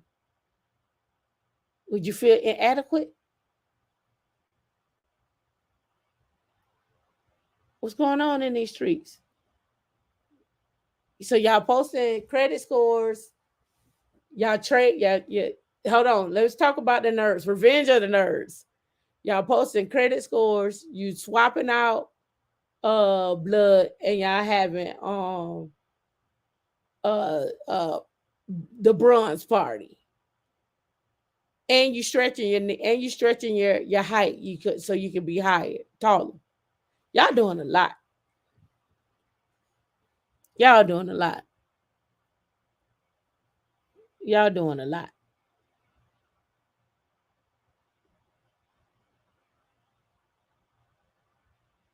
I'm just saying, y'all doing a lot. Let me see where make sure where I want to go.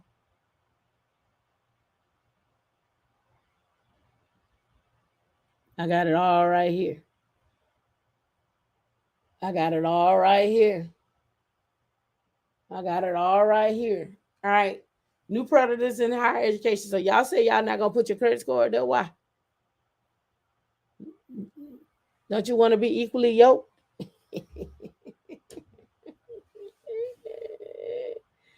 All right, we about to wrap it up, D.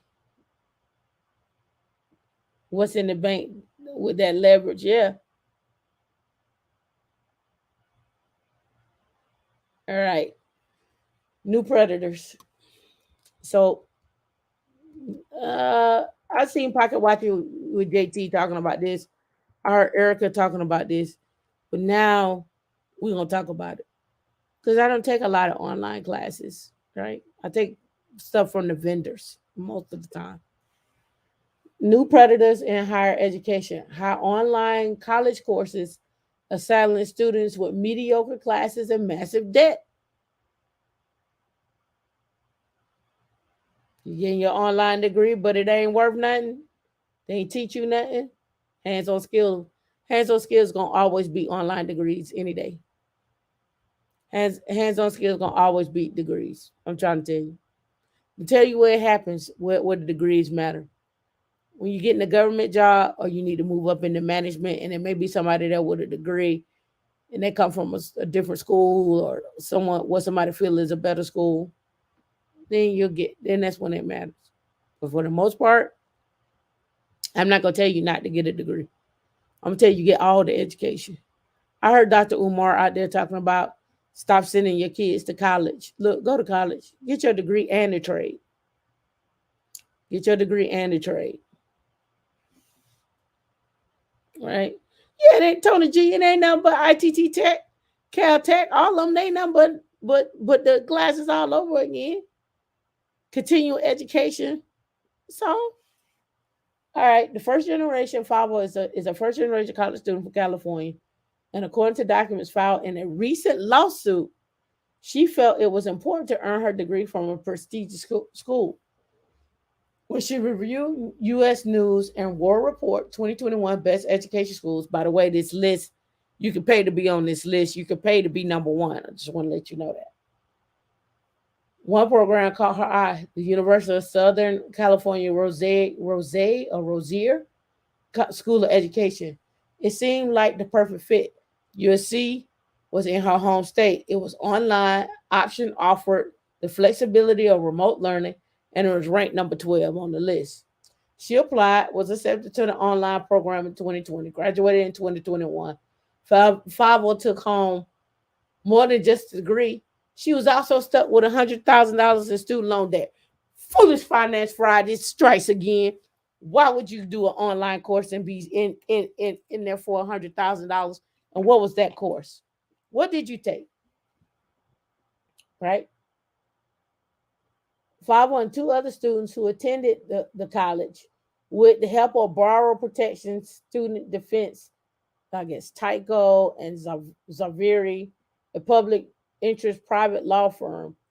They accused the program of providing misleading information that pushed them into paying for a program that wasn't what it had been made out to be. Ms. Fowler incurred significant debt and out-of-pocket debt expense and a reliance on the USC Rosier's position in the U.S. ranking. She regrets her decision to attend USC because of the false ranking information. She would not have attended had U.S. Rosier been ranked in a lower position. It was 12. It wasn't top 5. The crux of the issue was U.S. Rosier partnership with an online program management company, OPMs, partnered with schools to build out online classes, provided everything from technical support and software. In some instances, a curriculum that would typically be taught by the university faculty. In exchange for expanding course offerings and recruiting students, OPMs receive a big chunk of the tuition revenue from the online program, which usually costs the same as in-person schooling. That's all like $100K. The OPM model was great deal for schools as online learning surged earlier during the pandemic. What did she take?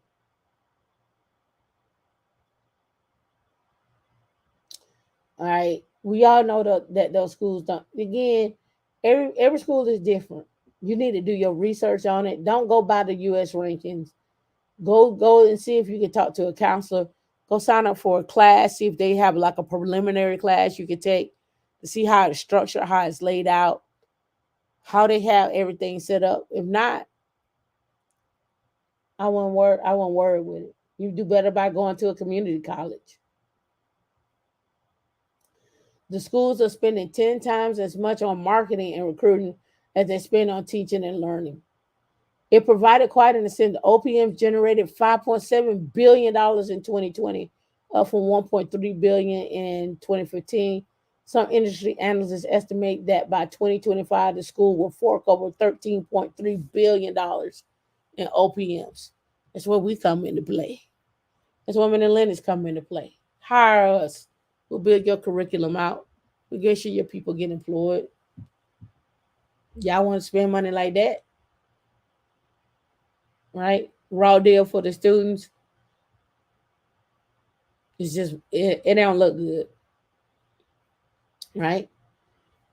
And when you go for these online courses, they can be expensive. But you also need to also vet the teachers and the counselors. Because y'all get in these classes and you never hear from the counselors again. You need to sit down and talk to them, find out, well, what partnerships do the school have? Do they have a partnership with another college? Y'all need to do that. If they don't have a partnership with another college, then with an employer, then it don't make sense. What's the graduation rate and the employment rate? Right? What's the graduation rate and the employment rate? And what's the average salary people are coming out at? If you know you're getting into a debt for $100,000, but you coming out with a job with $60,000, that don't make sense. Dun, dun, dun, dun. All right, no. Dun, dun, dun, dun. No, that ain't it. All right, I could go into this. Our last petty tea moment. He's content living paycheck to paycheck. My husband won't work or get a driver's license, and now things have gotten worse.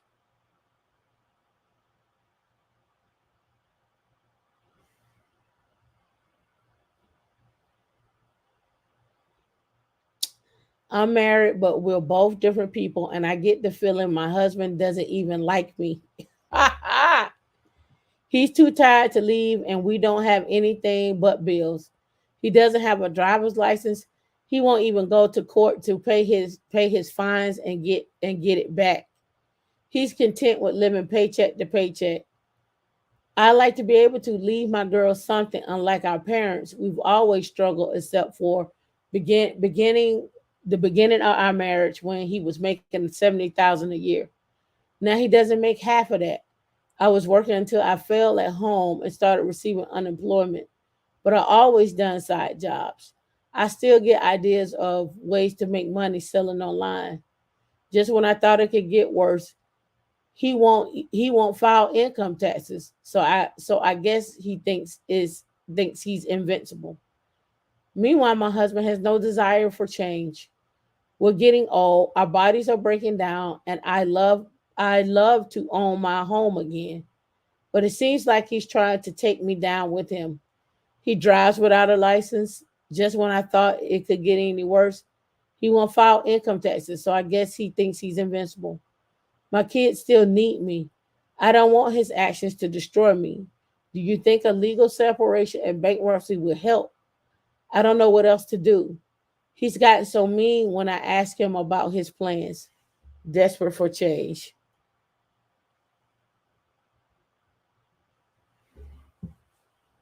Should she stay? Should she go?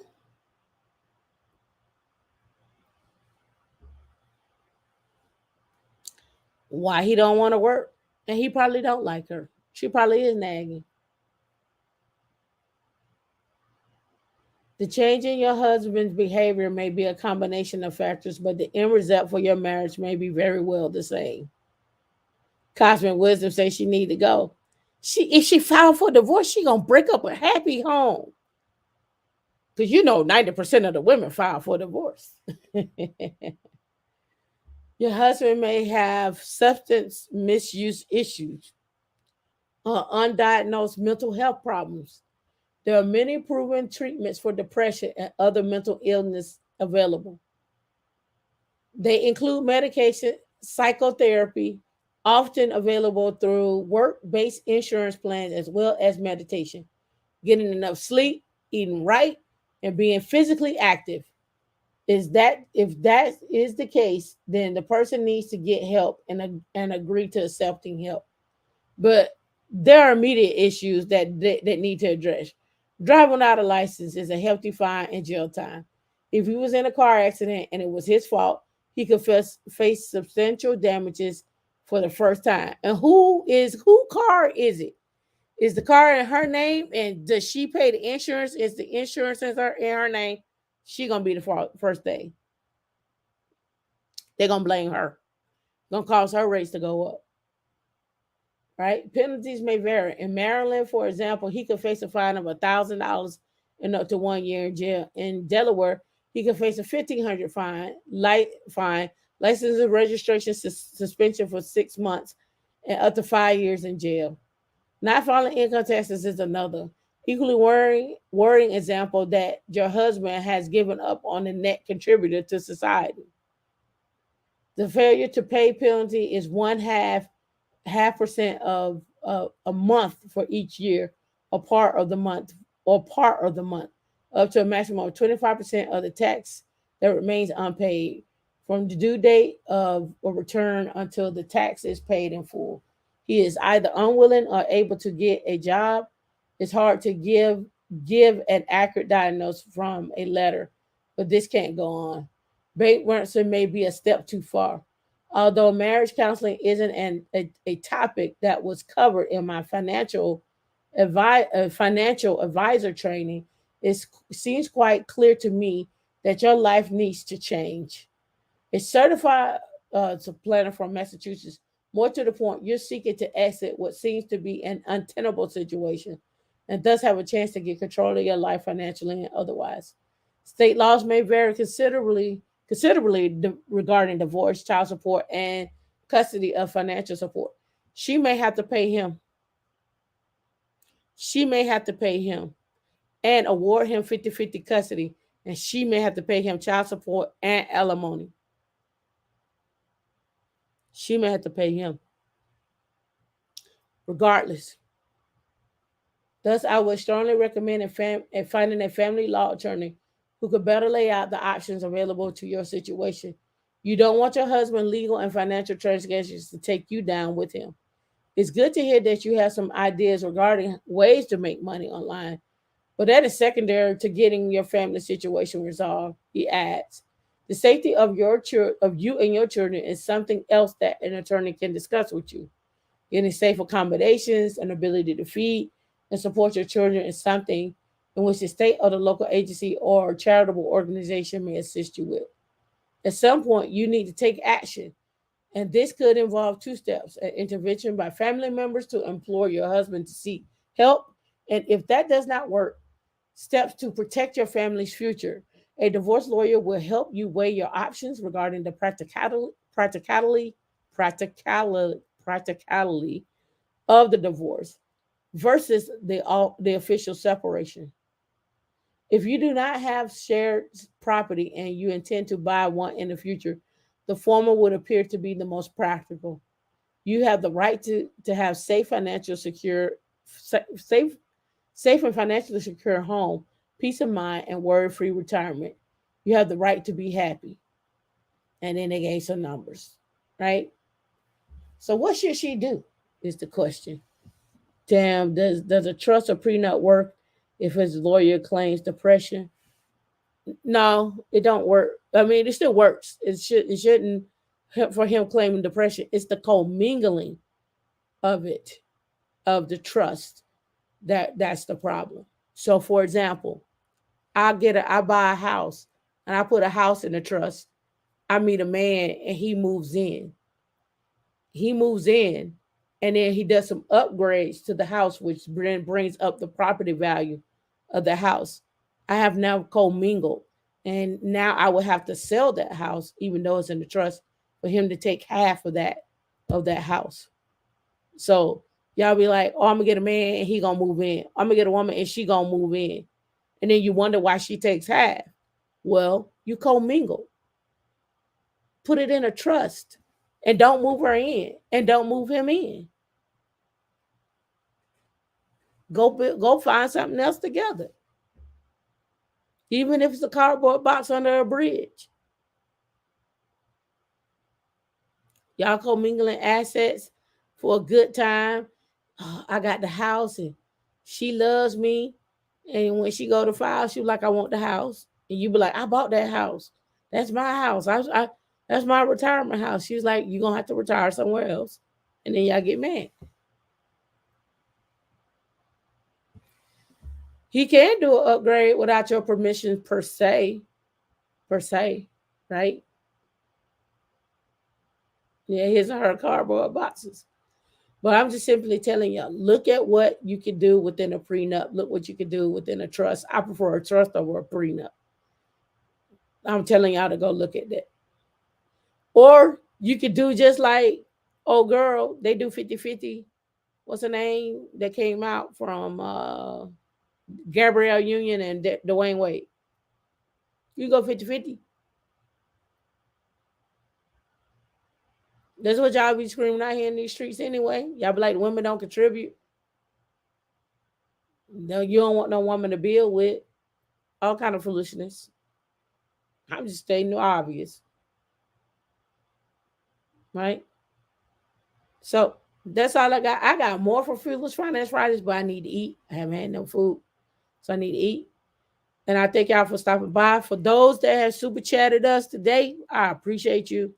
For those that just stopped by and just wanted to be in our presence, we appreciate you. Jerome, Professor Black Ops, DB Darrell, Wayne Wallace, Adele for becoming a super member, for becoming a 100K member. And as well, for those that are just watching and then like and subscribe, you got a chance and opportunity to like and subscribe. Replay game, I see you out there. Ali Boo, I see you out there. Sam, I see you out there.